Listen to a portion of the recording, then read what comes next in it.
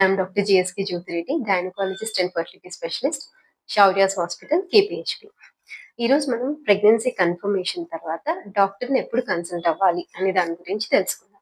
So చాలా మంది pregnancy confirmation తర్వాత హాస్పిటల్ రావడం డిలే చేస్తూ ఉంటారు. అంటే కన్ఫర్మేషన్ తర్వాత సెకండ్ మంత్ లో థర్డ్ మంత్ లో వెళ్తే సరిపోతుంది కదా, మా ఇంట్లో వాళ్ళు వద్దన్నారు, ఇట్లాంటి రీజన్స్ చెప్తూ ఉంటారు.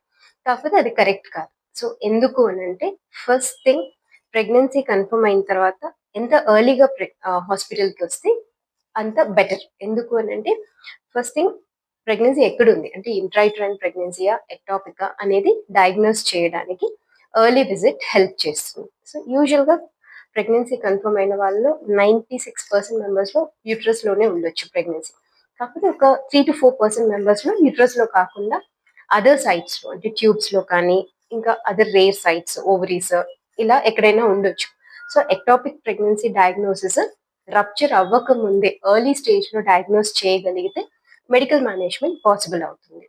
సో ఎర్లీ ప్రెగ్నెన్సీలో మనం స్కాన్ చేసినప్పుడు 4 to 5 వీక్స్లోనే జెస్టేషనల్ శాక్ ఎక్కడుంది అనేది తెలుస్తుంది. కాబట్టి ఇంట్రాయిట్రైన్ ప్రెగ్నెన్సీ కన్ఫర్మేషన్ అనేది పాసిబుల్ అవుతుంది. ఇది first thing. Second thing, dating గురించి. అంటే ప్రెగ్నెన్సీ అక్యురేట్ డేటింగ్ అనేది మనకి ఎర్లీ ప్రెగ్నెన్సీలో ఈజీగా ఉంటుంది. అంటే ప్రెగ్నెన్సీ కన్ఫర్మ్ అయిన తర్వాత ఎర్లీగా స్కాన్ చేసినప్పుడు ఇనీషియల్ స్టేజెస్లో just 3 to 5 days of variation ఉంటుంది అనమాట ఎక్స్పెక్టెడ్ డేట్ ఆఫ్ డెలివరీ క్యాల్కులేషన్లో. అది డిలే అయ్యే కొద్దీ ఆ ఈడిడి క్యాల్కులేషన్ వేరీ అవుతూ ఉంటుంది. అంటే కంపారిటివ్లీ ఇప్పుడు ఫస్ట్లో 3 to 5 days వేరియేషన్ ఉన్నది మనము లేట్గా స్కాన్ చేసినప్పుడు 10 to 12 weeks తర్వాత స్కాన్ చేసినప్పుడు అది ±1 week అట్లా ఉండొచ్చు అనమాట.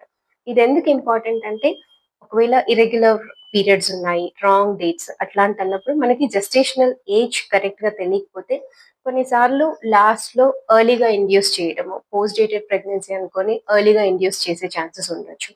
లేదు అని అంటే బేబీ గ్రోత్ సరిగా లేదా, ఫీటల్ గ్రోత్ రెస్ట్రిక్షన్ ఏమైనా ఉందా అనేది అన్నెసెసరీ స్ట్రెస్లోకి వెళ్ళడం ఇవన్నీ ఉంటాయి. అందుకని ఎర్లీ ప్రెగ్నెన్సీ స్కాన్లో డేటింగ్ అనేది ఇంపార్టెంట్ అనమాట. Then third important thing, early folic acid supplementation.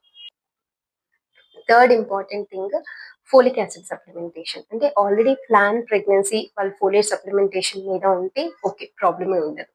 లేదు ఇంకా అప్పటికి ఫోలిక్ యాసిడ్ స్టార్ట్ చేయలేదు అని అంటే, యూజువల్గా ఫోలిక్ యాసిడ్ అనేది ప్రెగ్నెన్సీలో ఎంత ఎర్లీగా స్టార్ట్ చేస్తే అంత బెటర్. ఫోలిక్ యాసిడ్ అనేది యూజువల్గా బేబీలో న్యూరల్ ట్యూబ్ డిఫెక్ట్స్ ప్రివెంట్ చేయడానికి, ఎర్లీ మిస్క్యారేజ్ ప్రివెంట్ చేయడానికి హెల్ప్ చేస్తుంది. సో న్యూరల్ ట్యూబ్ క్లోజర్ అనేది ప్రెగ్నెన్సీలో నార్మల్గా ఎల్ఎంపీ నుంచి లాస్ట్ పీరియడ్ డేట్ నుంచి 6th వీక్ కల్లా న్యూరల్ ట్యూబ్ క్లోజర్ జరిగిపోతుంది, or post conception 28 days. So అంతలోపే మనం ఫోలిక్ యాసిడ్ స్టార్ట్ చేస్తే ఆ బెనిఫిట్ బెటర్గా ఉంటుంది అనమాట.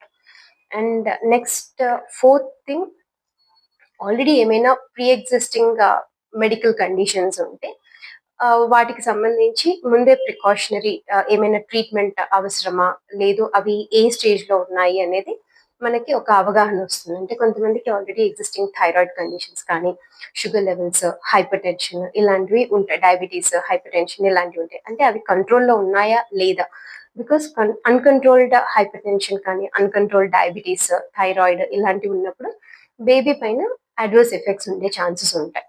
సో అది ఎలా ఉంది అనేది మనము ఎర్లీగా స్క్రీన్ చేస్తే దానికి తగ్గట్టుగా మెడికేషన్ డోస్ అడ్జస్ట్ చేయడానికి వీలవుతుంది.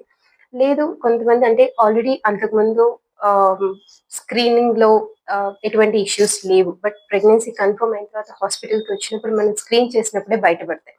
సో అట్లా ఉన్నా కూడా ఎర్లీగా మెడికేషన్ స్టార్ట్ చేస్తే ఇలాంటి కండిషన్స్కి మదర్కి బేబీకి ఇద్దరికి అడ్వర్స్ ఎఫెక్ట్స్ రాకుండా హెల్ప్ అవుతుంది అనమాట. అండ్ నెక్స్ట్ ఇంపార్టెంట్ థింగ్, వాళ్ళ లైఫ్ స్టైల్ గురించి కానీ, ఆల్రెడీ ఏమైనా ప్రీ ఎగ్జిస్టింగ్ మెడికేషన్ వాడుతుంటే అవి కంటిన్యూ చేయడమా లేదు స్టాప్ చేయడమా, వాటికి ఇంకేమైనా సేఫర్ ఆల్టర్నేటివ్స్ ఉన్నాయా అనేది ఒక అవగాహనకు రావడానికి వీలవుతుంది. అంటే ఇప్పుడు కొంతమంది కొన్ని స్కిన్ కండిషన్స్కి, డర్మటలాజికల్ కండిషన్స్కి రెటినాయిన్ సప్లిమెంట్స్ మీద ఉంటారు. ఇవి ప్రెగ్నెన్సీలో తీసుకోకూడదు. అంటే ప్రెగ్నెన్సీలో ఫస్ట్ 6 to 8 weeks అనేది ఆర్గనోజెనసిస్ పీరియడ్ అంటాం, బేబీ ఆర్గన్ డెవలప్మెంట్ పీరియడ్. ఈ టైంలో అన్ని రకాల మెడికేషన్స్ సేఫ్ అయి ఉండకపోవచ్చు. అంటే కొన్ని టైప్స్ ఆఫ్ మెడికేషన్ ఖచ్చితంగా అవాయిడ్ చేయాల్సి ఉంది. ఇప్పుడు రెటినాయిన్ కాంపౌండ్స్ ఇలాంటివి అవాయిడ్ చేయాలన్నమాట. సో, అది తెలియకుండా అంటే ఆల్రెడీ ఆ టైం అయిపోయిన తర్వాత వాడుంటే బేబీ పైన ఏమైనా సైడ్ ఎఫెక్ట్స్ ఉంటాయా అనేది మనం చెప్పలేం. అది కాకుండా అంటే కొన్ని ఇప్పుడు ఫిట్స్ ఇలాంటి కండిషన్స్‌కి కొన్ని టైప్స్ ఆఫ్ మెడికేషన్ ఆల్టర్ చేయాల్సొస్తుంది. అంటే సేఫర్ ఆల్టర్‌నేటివ్స్‌కి వెళ్ళాల్సొస్తుంది. ఇవన్నీ మీరు ఎర్లీగా డాక్టర్‌ని కన్సల్ట్ అయితే వాటి గురించి ఒక డెసిషన్ తీసుకోవడానికి వీలవుతుంది. Next proper pregnancy planning, evidence based pregnancy antenatal care అనేది మీరు ఎర్లీగా వచ్చినప్పుడు వీలవుతుందనమాట. అంటే ఒక ప్రెగ్నెన్సీ ప్లాన్ అనేది డిజైన్ చేయడానికి వీలవుతుంది. అంటే ప్రెగ్నెన్సీలో ఏ టైప్ ఆఫ్ డైట్, ఏం ఏ వ్యాక్సినేషన్ ఎప్పుడు తీసుకోవాలి, ఏ ఇన్వెస్టిగేషన్స్ ఎప్పుడు చేయించాలి, తర్వాత త్రూ అవుట్ ప్రెగ్నెన్సీ ఎలాంటి కేర్ తీసుకోవాలి, ఇదంతా మీరు ఫస్ట్ విజిట్‌లో ఎర్లీగా వచ్చినప్పుడు డాక్టర్ క్లియర్‌గా ఎక్స్‌ప్లెయిన్ చేస్తారు కాబట్టి, దానికి తగ్గట్టుగా మీరు 9 మంత్స్ ప్లాన్ చేసుకోవడానికి వీలవుతుంది. సో, ఇప్పుడు అంటే ఎర్లీగా డాక్టర్‌ని కన్సల్ట్ అయితే మెయిన్‌గా మనకి ఎందుకు అనంటే ఫస్ట్ థింగ్ ఇంట్రైట్రైన్ ప్రెగ్నెన్సీయా కాదా తెలుసుకోవడానికి వీలవుతుంది.